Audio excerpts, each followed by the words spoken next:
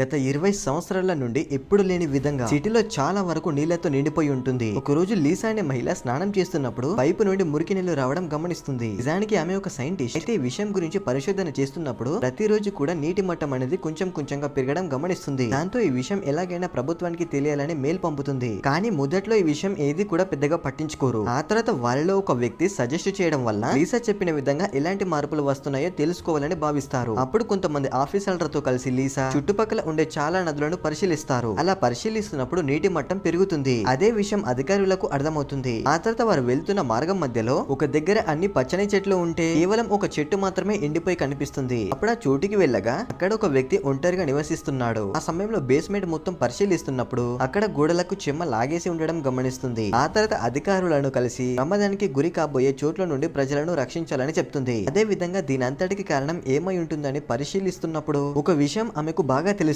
అదే రోజు రాత్రి ఒక అధికారిని కలిసి తనకున్న అనుమానాలన్నీ కూడా వివరిస్తుంది. ఆ తర్వాత కొన్ని రోజులకు ఈ విషయాలన్నీ కూడా మీడియా ద్వారా బయట ప్రపంచానికి లీక్ అవుతుంది. దాంతో ప్రభుత్వం మొత్తం కూడా చాలా గందరగోళానికి గురవుతారు. వీడియో నచ్చితే ఒక లైక్ చేయండి ఫ్రెండ్స్.